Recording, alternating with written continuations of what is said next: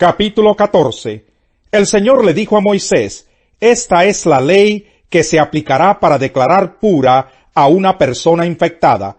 Será presentada ante el sacerdote, quien la examinará fuera del campamento. Si el sacerdote comprueba que la persona infectada se ha sanado de su enfermedad, mandará traer para la purificación de esa persona 2 aves vivas y puras, un pedazo de madera de cedro, un paño escarlata y una rama de hisopo. Después el sacerdote mandará degollar la primera ave sobre una vasija de barro llena de agua de manantial. Tomará la otra ave viva, la madera de cedro, el paño escarlata y la rama de hisopo, y mojará todo esto junto con el ave viva en la sangre del ave que fue degollada sobre el agua de manantial. Luego rociará 7 veces a quien va a ser purificado de la infección, y lo declarará puro. Entonces dejará libre a campo abierto el ave viva. El que se purifica deberá lavarse la ropa, afeitarse todo el pelo y bañarse. Así quedará puro. Después de esto podrá entrar en el campamento, pero se quedará fuera de su carpa durante 7 días. Al 7º día se rapará por completo el cabello, la barba y las cejas, se lavará la ropa y se bañará, así quedará puro. Al 8º día, el que se purifica deberá traer 2 corderos sin defecto y una cordera de 1 año, también sin defecto. Como ofrenda de cereal, traerá 6 kilos de flor de harina amasada con aceite, junto con 1/3 de litro de aceite.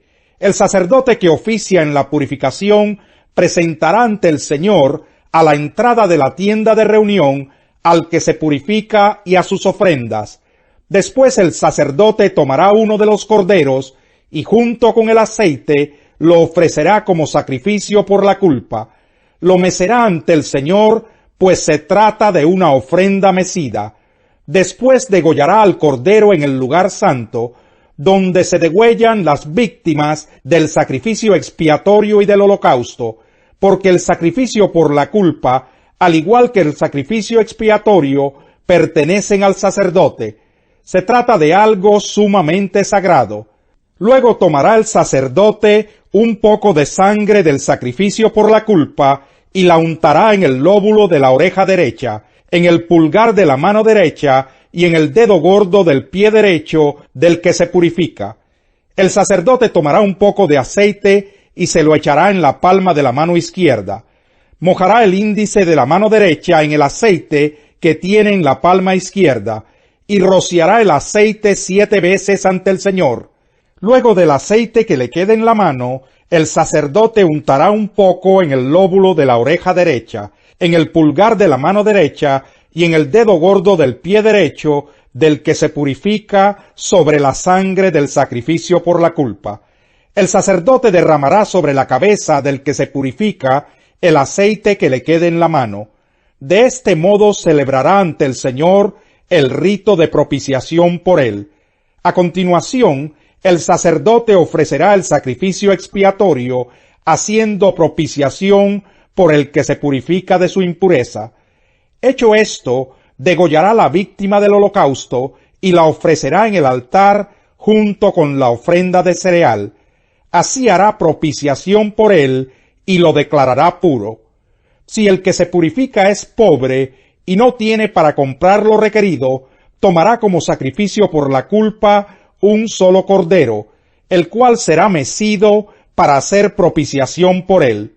También llevará como ofrenda de cereal 2 kilos de flor de harina amasada con aceite y 1/4 de litro de aceite, junto con 2 tórtolas o 2 pichones de paloma, según lo que pueda pagar, uno como sacrificio expiatorio y otro como holocausto.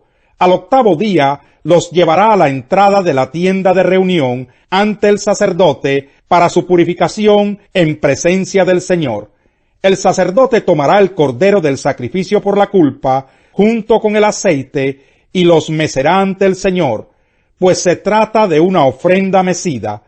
Después degollará el cordero del sacrificio por la culpa, tomará un poco de sangre y la untará en el lóbulo de la oreja derecha, en el pulgar de la mano derecha y en el dedo gordo del pie derecho del que se purifica. El sacerdote se echará aceite en la palma de la mano izquierda y con el índice de la mano derecha lo rociará 7 veces ante el Señor. Luego al que se purifica, el sacerdote le untará un poco del aceite que le quede en la mano.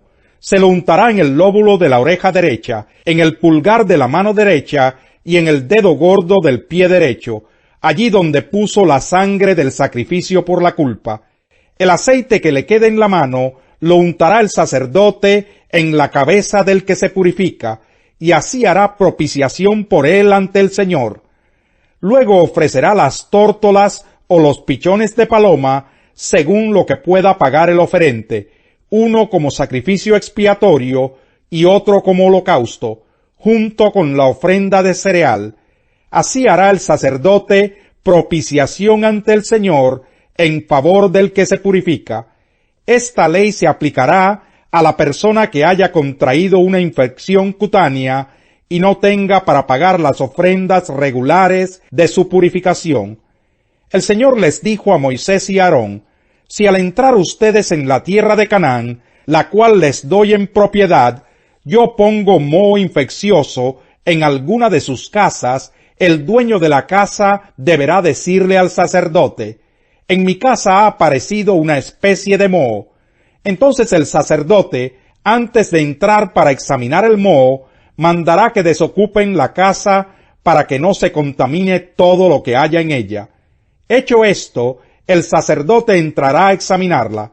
Si el moho de las paredes forma cavidades verduzcas o rojizas que parezcan hundirse en la pared, el sacerdote saldrá de la casa y la clausurará durante 7 días. Al 7º día regresará y la examinará. Si el moho se ha extendido por las paredes de la casa, mandará quitar las piedras mohosas y tirarlas fuera de la ciudad en un lugar impuro. También mandará raspar todo el interior de la casa, y el material raspado lo arrojará fuera de la ciudad en un lugar impuro. Después se repondrán las antiguas piedras con otras nuevas, y se resanará la casa con estuco nuevo. Si después de haber quitado las piedras infectadas y de haber raspado y resanado la casa, vuelve a aparecer el moho y se extiende por toda ella, el sacerdote irá a examinarla. Si el moho se ha extendido por toda la casa, se trata de moho corrosivo. Por lo tanto, la casa es impura y deberán demolerla y arrojar en un lugar impuro fuera de la ciudad las piedras, el maderamen y el estuco. Cualquiera que entre en la casa mientras esté clausurada quedará impuro hasta el anochecer, y todo el que duerma o coma en dicha casa deberá lavarse la ropa. Si después de haber sido resanada la casa, el sacerdote la examina y el moho no se ha extendido, la declarará pura, porque la infección ha desaparecido. Para purificar la casa, el sacerdote deberá tomar 2 aves, pedazos de madera de cedro, ramas de hisopo y un paño escarlata. Degollará una de las aves sobre la vasija de barro llena de agua de manantial. Tomará la madera de cedro, las ramas de hisopo, el paño escarlata y la otra ave viva, y mojará todo esto en la sangre del ave degollada y en el agua de manantial. Luego rociará la casa 7 veces, y así la purificará con la sangre del ave, con el agua de manantial y con el ave viva, la madera de cedro, las ramas de hisopo y el paño escarlata. Soltará entonces el ave viva a campo abierto. Así hará propiciación por la casa, y ésta quedará pura. Esta es la ley respecto a cualquier tipo de infección cutánea o de tiña, o de moho, ya sea en la ropa o en una casa, o de inflamación o erupción o mancha blancuzca, para así poder enseñar al pueblo cuando algo es puro o impuro. Esta es la ley respecto a las infecciones. Los apóstoles se reunieron con Jesús y le contaron lo que habían hecho y enseñado. Y como no tenían tiempo ni para comer, pues era tanta la gente que iba y venía, Jesús les dijo: vengan conmigo ustedes solos a un lugar tranquilo y descansen un poco. así que se fueron solos en la barca a un lugar solitario. Pero muchos que los vieron salir los reconocieron, y desde todos los poblados corrieron por tierra hasta allá y llegaron antes que ellos. Cuando Jesús desembarcó y vio tanta gente, tuvo compasión de ellos, porque eran como ovejas sin pastor. Así que comenzó a enseñarles muchas cosas. Cuando ya se hizo tarde, se le acercaron sus discípulos y le dijeron: «Este es un lugar apartado y ya es muy tarde. Despide a la gente para que vayan a los campos y pueblos cercanos y se compren algo de comer». «Denles ustedes mismos de comer», contestó Jesús. «Eso costaría casi un año de trabajo», objetaron. «¿Quieres que vayamos y gastemos todo ese dinero en pan para darles de comer?» «¿Cuántos panes tienen ustedes?», preguntó. «Vayan a ver». Después de averiguarlo, le dijeron: 5 y 2 pescados. Entonces les mandó que hicieran que la gente se sentara por grupos sobre la hierba verde.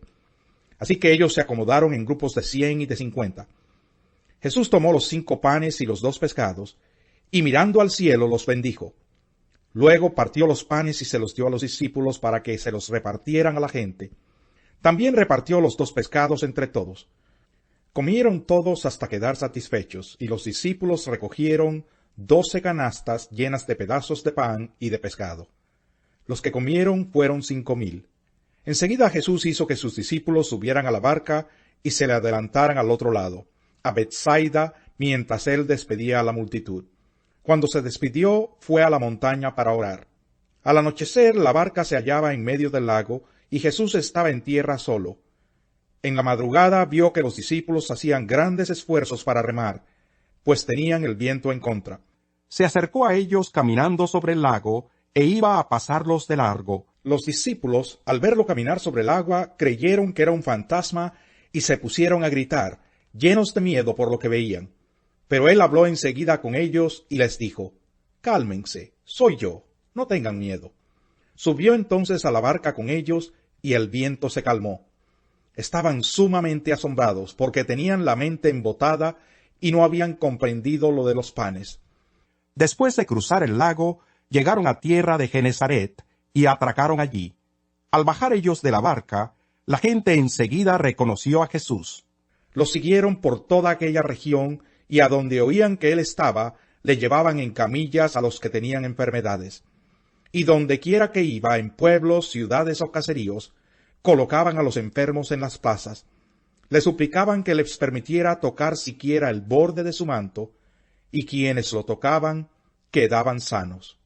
Salmo 40. Puse en el Señor toda mi esperanza.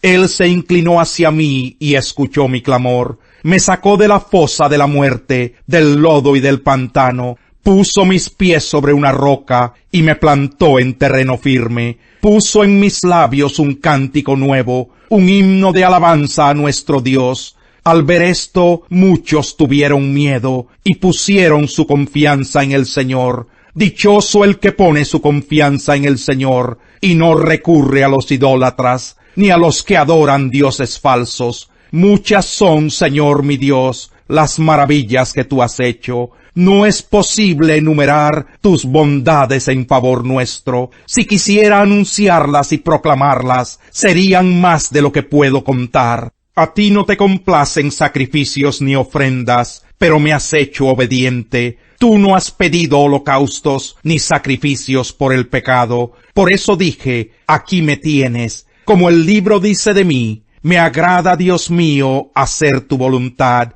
Tu ley la llevo dentro de mí. En medio de la gran asamblea he dado a conocer tu justicia. Tú bien sabes, Señor, que no he sellado mis labios. No escondo tu justicia en mi corazón, sino que proclamo tu fidelidad y tu salvación. No oculto en la gran asamblea tu gran amor y tu verdad. Fuente de vida es la boca del justo, pero la boca del malvado encubre violencia. El odio es motivo de disensiones, pero el amor cubre todas las faltas.